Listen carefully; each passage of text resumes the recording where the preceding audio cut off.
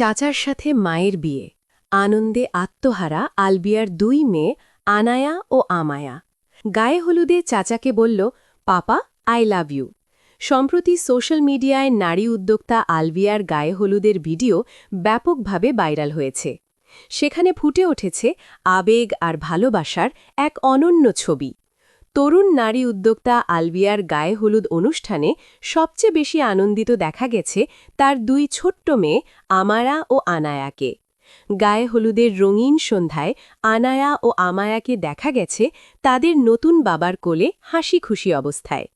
এতদিন তারা যাকে চাচা বলে ডেকেছে, এখন থেকে সেই চাচা তাদের বাবা হয়ে গেছে।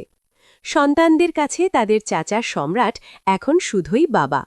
ভিডিওর একটি অংশে দেখা যায় দুই বোন পরম আদরে তাদের নতুন বাবাকে জড়িয়ে ধরে বলছে, পাপা আই লাভ ইউ। এই দৃশ্যটি উপস্থিত সকলের হৃদয় ছুঁয়ে গেছে।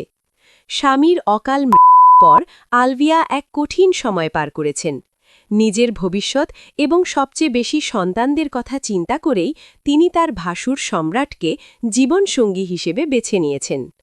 যদিও স্বামীর পর শ্বশুরবাড়ির লোকজন তথা ভাসুর ও শাশুড়িকে নিয়ে হাজারটা অভিযোগ সামনে এনেছিলেন। স্বামীর মৃত্যুর পর তার ভাসুর তাকে সবসময় কষ্ট দিয়েছে, শারীরিক মানসিকভাবে নির্যাতন করেছে।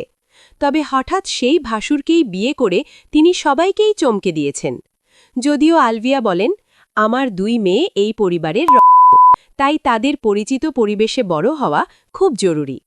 আলবিয়ার মতে সম্রাটের সাথে তার প্রয়াত স্বামীর চেহারার যেমন মিল রয়েছে, তেমনি মানুষ হিসেবেও তিনি অত্যন্ত যত্নশীল।